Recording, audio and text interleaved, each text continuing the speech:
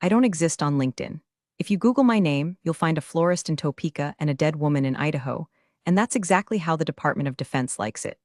My office is a windowless box inside a SIF, sensitive compartmented information facility, buried deep within the bowels of a generic glass building in Maryland that houses one of the biggest defense contractors on the East Coast. To the outside world, I'm a mid-level manager pushing paper. To the Pentagon, I am the named security officer, NSO, holding the keys to the kingdom for a Tier 1 special access program.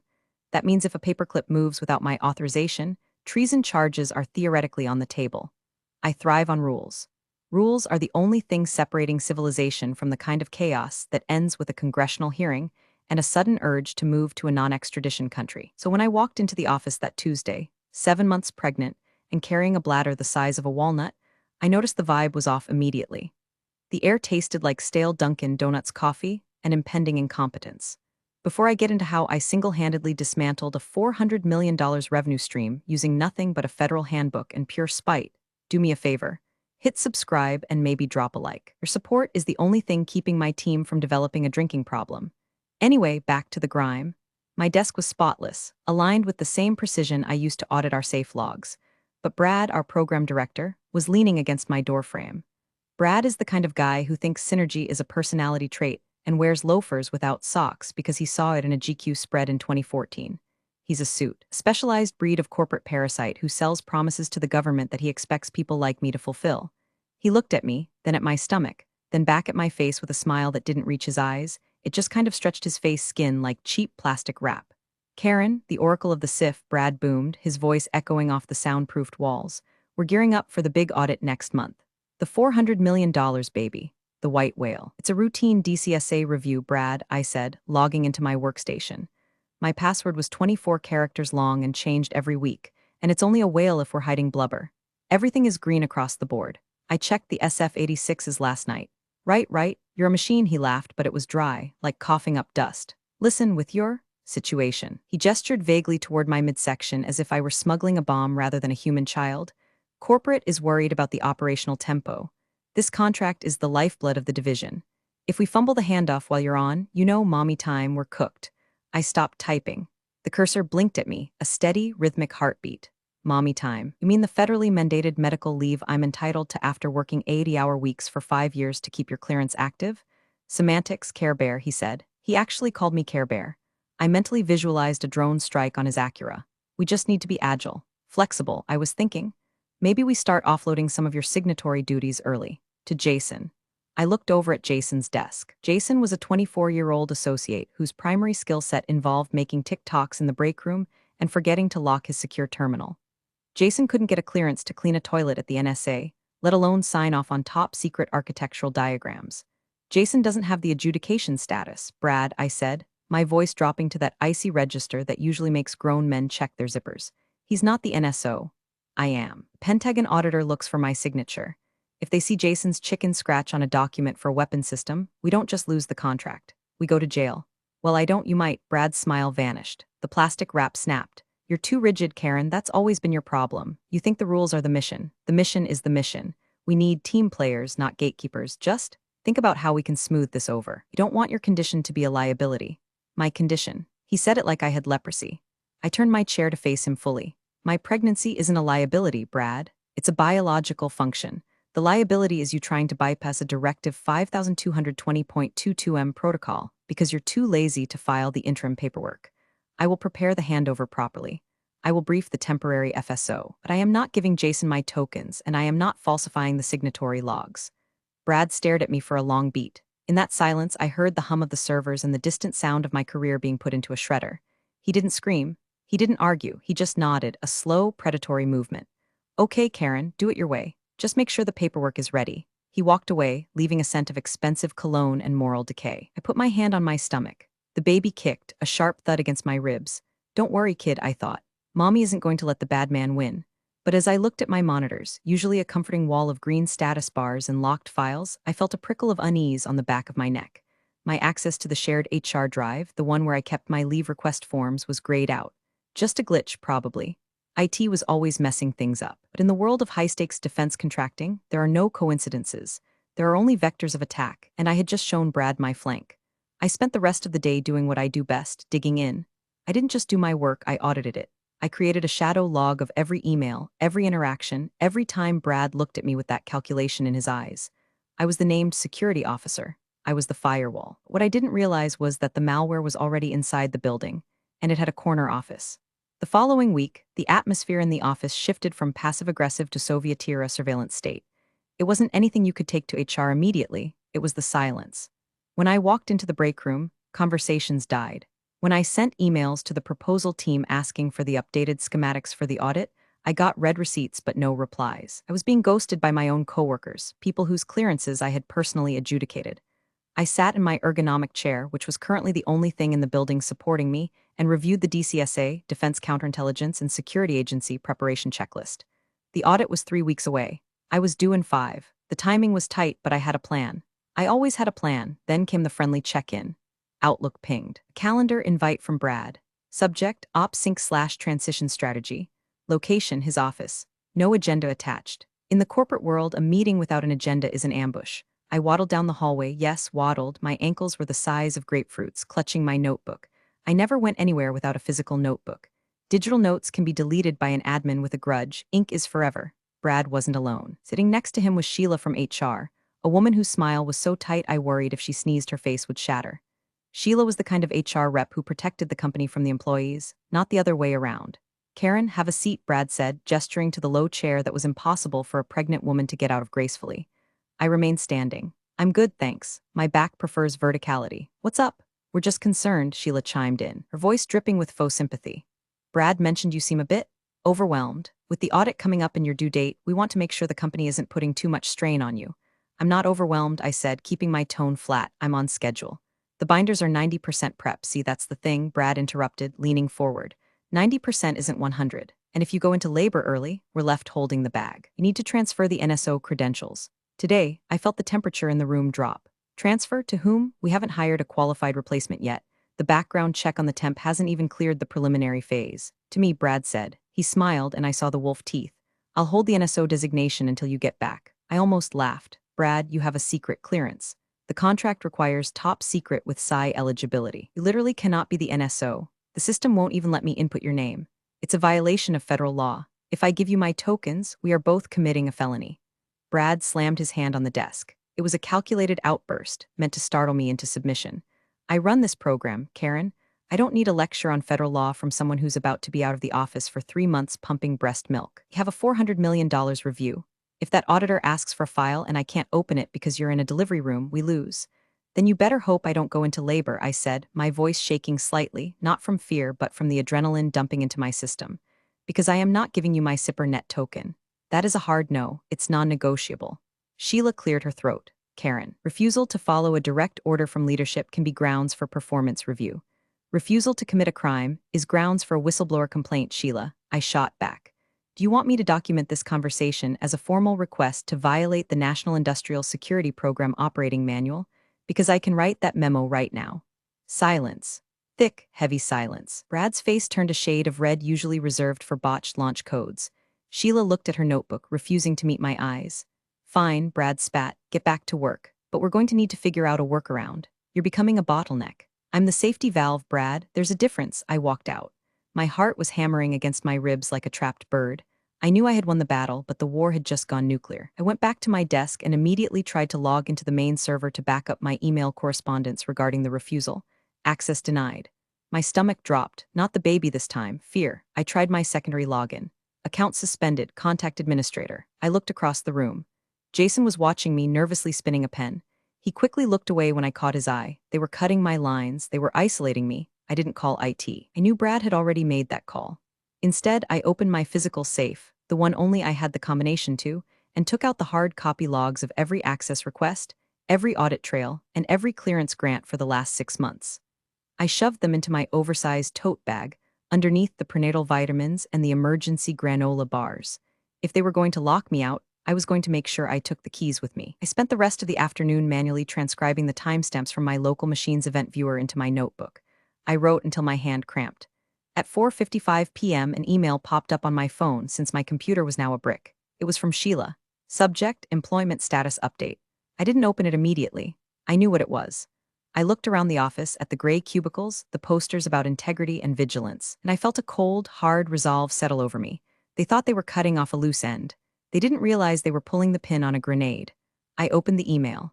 It was short, written in that bloodless corporate dialect that HR people learn in a specialized circle of hell.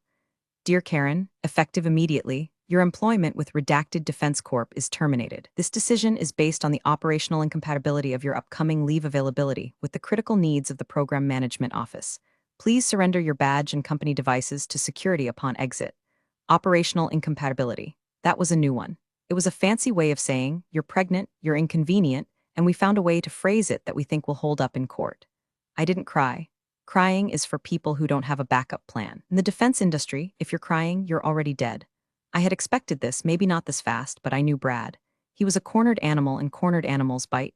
He needed to get me out of the way before the audit so he could fake his way through it with Jason or some other puppet.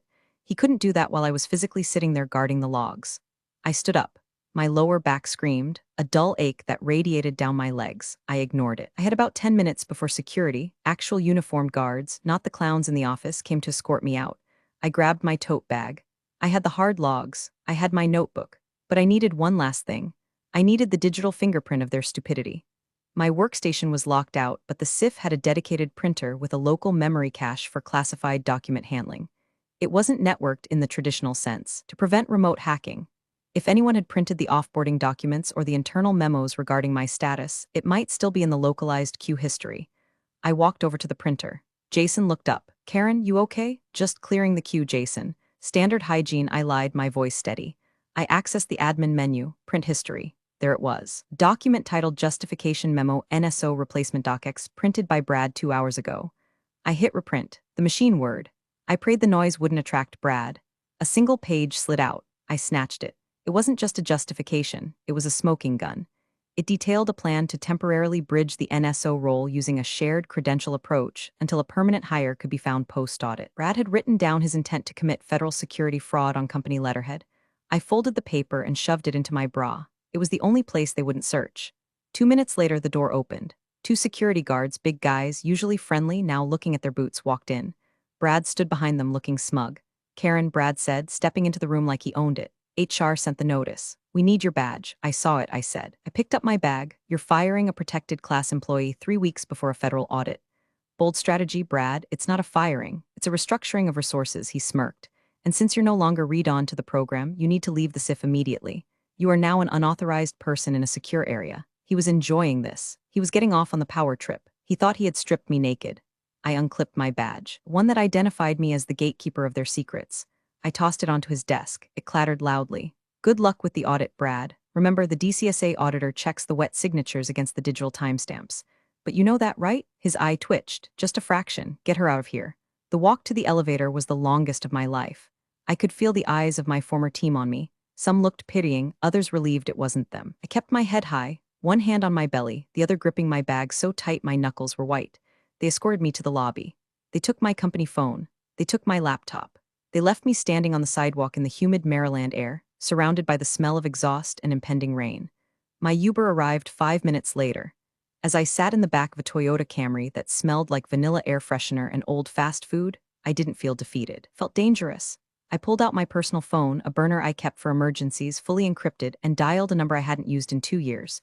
Talk to me, a gravelly voice answered. It's Karen, I said, watching the glass building recede in the rear window. They did it. They fired the NSO. Idiots, the voice chuckled. Did you get the proof? I touched the spot on my chest where the memo was hidden. I got everything. They're going to try to fake the audit. Then we wait. The voice said, let them dig the grave. We'll just supply the headstone. I hung up.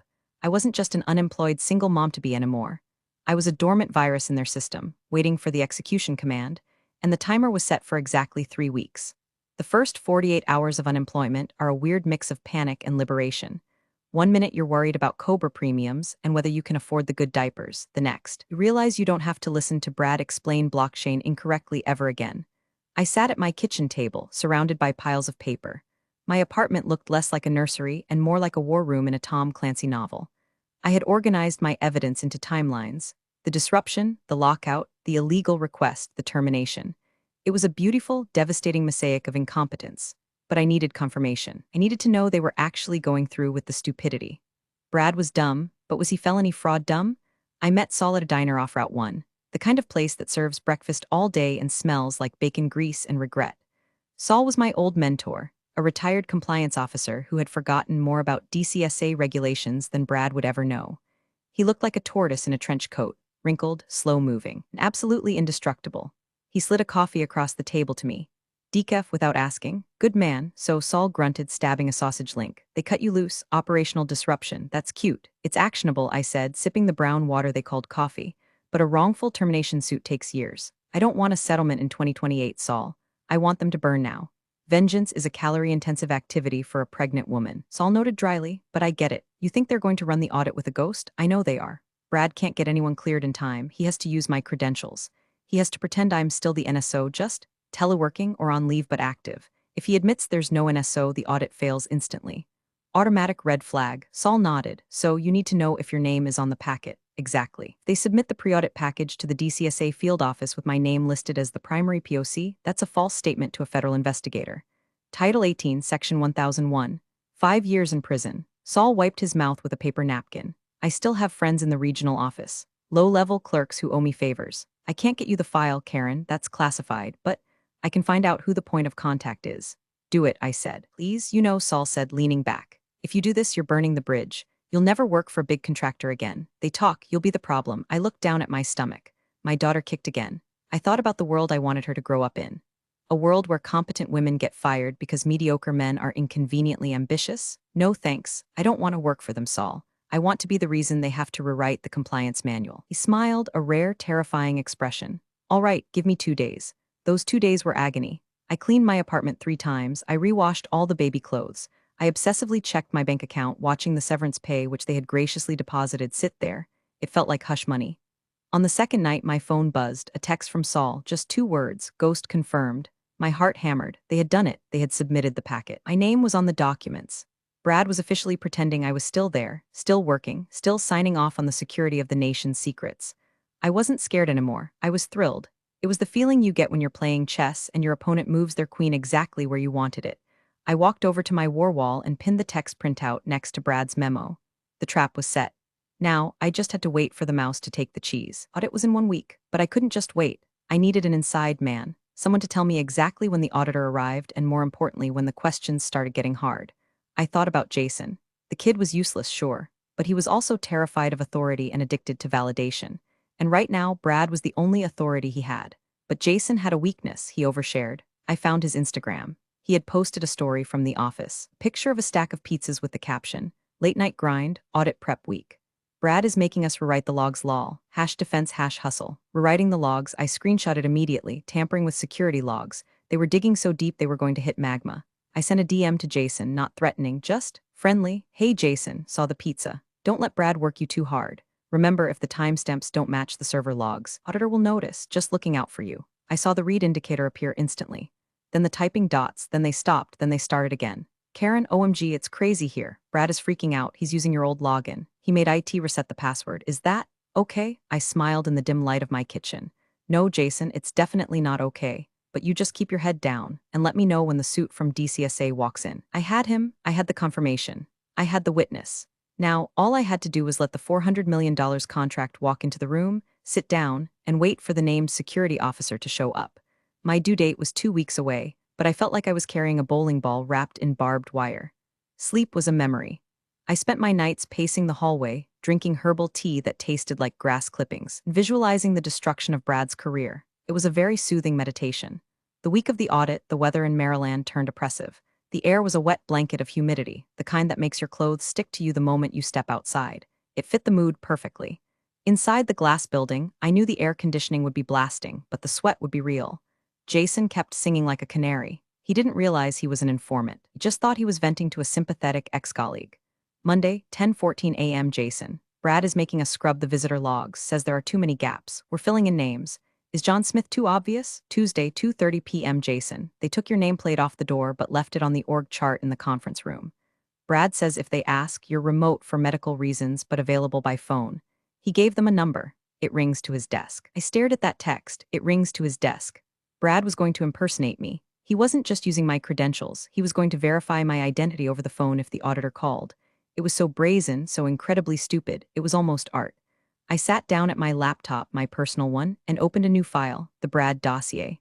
I uploaded the screenshots, the photos of the physical logs I had taken before I left, printout of the justification memo, the timeline of text messages. I cross-referenced everything with the NISPOM, National Industrial Security Program Operating Manual. Violation 1, unauthorized access to TS/SI terminal. Violation 2, falsification of security records. Violation 3, impersonation of a named security officer. Violation 4, retaliation against a protected whistleblower. It wasn't a complaint, it was an indictment. On Wednesday, I went to the doctor. My blood pressure was up. "You need to relax, Karen," Dr. Evans said, peering at the cuff. "Whatever stress you're under, let it go." "For the baby, I am relaxing," I lied. "I'm just finishing a project. It's almost done." "Well, finish it fast, because you're dilated 2 centimeters. This baby is coming soon, 2 centimeters. The clock was ticking on my body and my revenge. I needed the audit to happen before I went into labor. If I was in a hospital bed, I couldn't drop the hammer. Thursday, the day. I woke up at 5 a.m. I showered, dressed in the most professional maternity clothes I owned, a navy blue dress that made me look like a swollen aircraft carrier, and drove to a coffee shop across the street from the office. I couldn't go in, but I could watch. I sat by the window, nursing a decaf latte. At 8:45 a.m., a black sedan pulled up.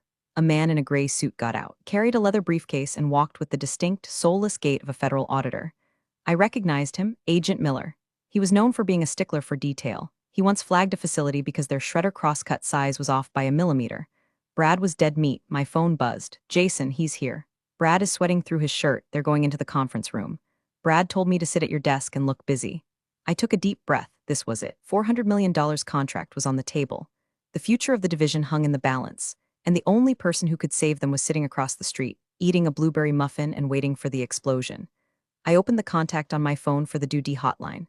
I didn't call yet. I wanted them to commit the act. I wanted the auditor to open the file, see my name, ask the question, and hear the lie. Time dragged. 9:30 a.m. 10 o'clock a.m. "Jason, they're doing the document review. Miller is asking about the discrepancy in the SF-86 dates.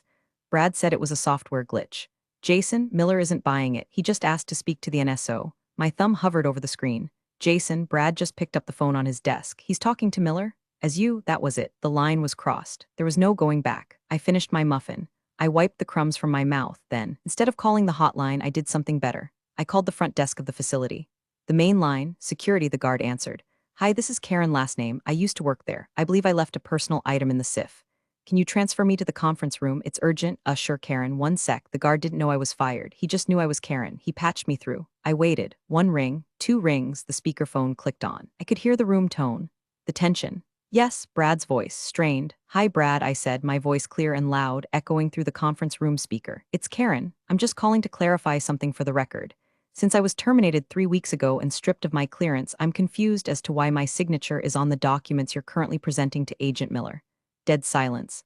Absolute, vacuum-sealed silence. "Who is this?" Agent Miller's voice cut through the static. "This is the former named security officer, Agent Miller," I said, sweet as poisoned honey. "And I'm currently sitting across the street with a binder full of evidence proving that the man sitting across from you is committing federal fraud. Would you like me to come over?" I hung up. I watched through the window. For a moment, nothing happened. Then the blinds in the conference room snapped open. I saw a silhouette, Brad, looking out frantically. I raised my coffee cup in a toast. Then the pain hit, a sharp, tearing contraction that doubled me over. My water broke right there on the leather chair of the coffee shop. "Perfect timing, kid," I thought, gritting my teeth. "Let's go." The barista panicked. "Ma'am, oh my God, are you okay? Do you want a towel, an ambulance?" "I'm fine," I gritted out, gripping the table so hard the laminate creaked. "Just call me an Uber and maybe get a mop." The contraction rolled over me like a tidal wave. It was fitting, really. Across the street, a different kind of wave was crashing down on Brad. I imagined the scene, Agent Miller slamming the folder shut, the red stamp coming down, the immediate seizure of all classified materials. The failed designation wouldn't just be a mark on a paper. It would be a quarantine tape around the entire building. My phone blew up as I waddled/stumbled to the curb. "Jason, holy shit, Karen, what did you do?" "Miller just ordered everyone away from their terminals. He's on the phone with the FBI. Brad looks like he's having a stroke." I didn't reply. I was breathing through my nose, counting to 4, exhaling for 4. Inhale, destruction of career. Exhale, birth of child. The Uber arrived, a different one this time, thank God. "Hospital," I gasped. "Fast. If I have this baby in your Honda Civic, I'm not paying for detailing." Driver, a terrified young man named Kevin, drove like he was qualifying for Daytona. As we sped away, I looked back at the building. Flashing lights were already pulling up. Not police, Federal Protective Service. They move fast when a SIF is compromised. I arrived at the hospital fully dilated. The next 6 hours were a blur of pain, epidurals, and nurses telling me to push. But even in the haze of labor, my mind was working. I knew what would happen next. Brad would try to spin it. He'd blame me. He'd say I was a disgruntled employee sabotaging the mission.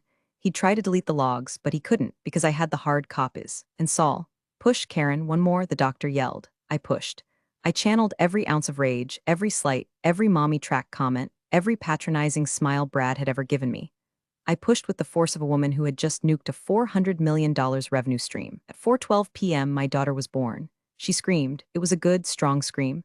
A scream that said, I am here and I am not taking your crap. They placed her on my chest. She was tiny, messy, and perfect. I named her Maya. An hour later, as I lay in the recovery room, exhausted but euphoric, my phone rang. It wasn't Jason. It wasn't Saul. It was a number I recognized, the general counsel for the company, the big lawyer. I picked up. Hello, Miss Last Name. The voice was smooth, cultured, and terrified. This is Robert Sterling. I represent the company. We heard about the events of this morning. Events? I cooed, adjusting Maya's blanket. You mean the federal raid on your facility? We would like to discuss a settlement. A reinstatement, perhaps a misunderstanding package. Mr. Sterling, I said, my voice raspy but firm. I am currently holding a newborn infant. I am also holding a dossier of evidence that I haven't even given to the Inspector General yet. I just gave the teaser to Agent Miller. If you want to talk, you can talk to my attorney. But I'm going to tell you right now, Brad is gone. The contract is gone. And if you annoy me, I will make sure the investigation expands to the other sites. Miss Last Name, please, I'm on maternity leave, Robert. I'll call you in 12 weeks, or never. I hung up. I looked down at Maya. Well, kid, I whispered. Mommy just got you a college fund or a very long legal battle. Either way, it's going to be interesting. I closed my eyes. For the first time in 9 months, I slept. But the world outside didn't sleep. While I dreamed, the gears of the federal government, slow, grinding, and merciless, began to turn. The audit failure triggered an automatic suspension of the facility's facility clearance, FCL. That meant no classified work could be done. Not just on the $400 million contract, but on any contract housed in that building. 2,000 employees were about to be locked out. Stock prices were about to plummet. And somewhere, in a dark office, Brad was likely trying to shred a hard drive that was already imaged by the FBI. I woke up the next morning to a text from Saul. It's on the news. I turned on the TV in the hospital room. Banner crawled across the bottom of CNN. Defense contractor under investigation for security fraud. Pentagon suspends operations at Maryland site. I smiled. It was the best postpartum gift I could have asked for. Recovery is strange. Your body is healing, your hormones are crashing, and you're trying to keep a tiny human alive. Usually this is a time of isolation. For me, it was the busiest time of my life. My hospital room became a command center. Nurses would come in to check my vitals and find me reviewing legal statutes on my phone while breastfeeding. Honey, you need to rest, one nurse said, looking at the CNN chyron that was still looping the story about the defense fraud scandal. I am resting, I said. Watching Rome burn is very relaxing. 3 days later, I was discharged. I went home to my apartment, which now felt different. It wasn't just a home, it was a fortress. Subpoena arrived a week later. 2 men in dark suits knocked on my door. They weren't aggressive. They were polite, almost deferential. They knew who I was the whistle. Miss Last Name, we have a subpoena for your testimony regarding the investigation into company name, the taller agent said. He handed me the envelope like it was a fragile antique. I expected this, I said, balancing Meyer on my hip. Do you need the binder now or later? Agent cracked a smile. Later, ma'am, during the deposition, but, off the record, that phone call to the conference room, legendary, I am to please, I called Saul, I got the paper. Good, Saul said. Now you need a lawyer, not a strip mall lawyer. A shark, I know a guy. Former JAG, specializes in qui tam cases. He eats guys like Sterling for breakfast. His name was David. He met me in my living room, wearing a suit that cost more than my car. He listened to my story, looked at my evidence, and didn't interrupt once. When I finished, he sat back and whistled. Karen, he said, this isn't just wrongful termination. This is a False Claims Act case. If we prove they knowingly defrauded the government, which, thanks to Brad's memo, the government can recover 3 times the damages. And as the whistleblower, you're entitled to a percentage of that recovery. I don't care about the money, I said. Okay, I care a little about the money. Diapers are expensive, but I want Brad explicitly named. I want his clearance revoked permanently. Oh, Brad is done, David laughed. Brad is radioactive. The company has already fired him. They're trying to pin it all on him as a rogue actor. Our job is to show that the culture allowed him to exist, that HR knew, that the executives looked the other way. Sheila, I said. Sheila and HR knew. She sat in the meeting. And Sheila goes down too. The next few weeks were a blur of depositions. I sat in a conference room with Meyer in a stroller next to me, facing a phalanx of company lawyers. They looked tired. I looked like a mom who hadn't slept in a month, which meant I had nothing left to lose. They tried to discredit me. They asked about my hormonal state. They asked if I was emotional during the termination. I was very emotional, I said into the record, staring at Sterling. I was terrified that my country's secrets were in the hands of idiots. That tends to make me emotional. They showed me the logs, they showed me the fake signatures. Brad had literally scanned my old signature from a PDF and pasted it onto the new documents. It was so lazy it was insulting. Is this your signature? The prosecutor asked. It is a digital copy of my signature, I corrected. The metadata will show it was applied at a time when I was physically located at a Bye Bye Baby store, purchasing a breast pump. Unless I have telekinetic powers, I did not sign that. The prosecutor smiled. The company lawyers slumped. It was a bloodbath, but the sweetest moment wasn't in the courtroom. It was a text from Jason, who had somehow survived the purge because he was too low-level to matter. Jason, dude, they just escorted Sheila out. She was crying. Also, they took the coffee machine from the break room. Budget cuts. We're drinking tap water. I looked at Maya, who was sleeping peacefully. Tap water, I whispered. Justice tastes like tap water. The settlement offer came 6 weeks into the investigation. It was a number with 6 zeros. They want to settle the wrongful termination and the retaliation suit, David told me over the phone. They're offering $1.2 million. Standard NDA. No admission of wrongdoing. I sat on my balcony, watching the autumn leaves fall. Maya was doing tummy time on a blanket, grunting with effort. $1.2 million is a lot of money, I said. It is. It secures Maya's future. But no admission of wrongdoing? That means they get to say it was just a misunderstanding. That means Brad gets to quietly retire instead of being blacklisted. That's usually how these things work, Karen. Not this time, I said. Reject it. Karen, reject it. David, tell them I want a public apology. I want a statement admitting that they violated NISPM standards, and I want my clearance reinstated and flagged as unjustly revoked in DIS. I don't want their money if it buys their silence. David sighed. You're a difficult client, you know that? I'm a named security officer. Details matter. We went back to war. The company bled. The government suspended their ability to bid on new contracts for 18 months. That was the death knell.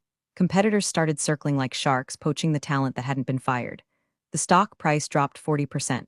Finally, they broke. It was a Tuesday. Sterling called David. They capitulated. They would issue the statement. They would correct my record. And they would pay $2.5 million, part settlement, part whistleblower award. I signed the papers on my kitchen table with a spit-up cloth over my shoulder. But the real victory came in the mail. A letter from the Defense Counterintelligence and Security Agency. Dear Miss Last Name, based on the findings of the investigation, your eligibility for top secret/PSI access has been fully restored. The adverse information entered by company name has been expunged. I held the paper. It was just a piece of paper, but it was my reputation. It was my integrity. They tried to steal it, to smudge it with their grease, but I had scrubbed it clean. I thought I would feel relief. Instead, I felt finished. I looked at the badge I had mailed back to them. I realized I didn't want it back. I didn't want to go back to the windowless box. I didn't want to work for people who viewed security as a hurdle rather than a duty. I picked up my phone and called Saul. It's done, I said. They settled. Congratulations, millionaire, Saul rasped. Buying a yacht? No, I'm thinking of starting a business. Oh, insulting, I said, looking at the piles of regulations I had memorized. There are a lot of nervous whistleblowers out there who don't know how to document a file. And there are a lot of companies who need to know what happens if they try to screw over a pregnant lady. Karen's compliance and revenge? Saul laughed, something like that, but with better coffee. I hung up. I looked at Maya. She rolled over for the first time, looking surprised at her own strength. Yeah, I told her. It's surprising what you can do when you have to. 6 months later, I walked into a coffee shop in downtown Bethesda. I wasn't wearing maternity clothes anymore. I was wearing a tailored suit, sharp enough to cut glass. Maya was with a nanny, a very expensive, very qualified nanny who I had background checked back to the Stone Age. I ordered a latte, full calf. I needed the energy. My phone rang. It was a new client, a senior engineer at an aerospace firm who was being pressured to sign off on faulty wing struts. Don't sign anything, I told him, cradling the phone. Start a log, date, time, who was in the room. If they speak to you in the hallway, send an email summarizing the conversation immediately. Per our discussion, copy your personal email blind. I gave him the playbook, the Karen protocol. As I walked out with my coffee, I passed a newsstand. The business section had a small blurb, redacted Defense Corp acquired by competitor at fire sale price. The article mentioned operational failures and security compliance issues. It didn't mention me. It didn't have to. I knew. I walked to my car, a new Volvo, safest on the road. As I unlocked it, I saw a familiar face. It was Brad. He was coming out of a staffing agency across the street. He looked smaller. The suit was ill-fitting. The fake tan was gone, replaced by a pallor of desperation. He wasn't the master of the universe anymore. He was just a guy with a flagged security file who couldn't get a job guarding a mall kiosk. He saw me. He stopped. For a second, I thought he might yell, might come over and blame me for ruining his life. I just stared at him. I didn't smile. I didn't frown. I looked at him with the same detached, clinical scrutiny I used to use on a non-compliant SF-86 form. I looked at him like he was a typo. He looked away first. He hurried down the street, head down, disappearing into the crowd of commuters. I got into my car. I checked my mirror. I checked my blind spots. I drove home to my daughter. The $400 million contract was gone. The company was gutted. The bad guys lost. And me? I was just getting started. I pulled into my driveway. The sun was setting, casting a golden light over the house that compliance built. I took a sip of my coffee. It didn't taste like stale office brew. It tasted like freedom. I opened my laptop. I had 3 new inquiries. Subject, retaliation for safety report. Subject, HR ignoring harassment. Subject, can you help me document fraud? I cracked my knuckles. All right, I said to the empty room. Let's burn it down. Some people confuse access with ownership. They thought they could erase her from the system and still use her credentials like a keycard that never expires. But security doesn't work that way, especially not when it's federal. Karen didn't shout, didn't beg, didn't warn. She just let the system collapse under the weight of their arrogance. Actions have clearance levels, too, and theirs just got revoked. Thanks for sticking around to the end. See you in the next one.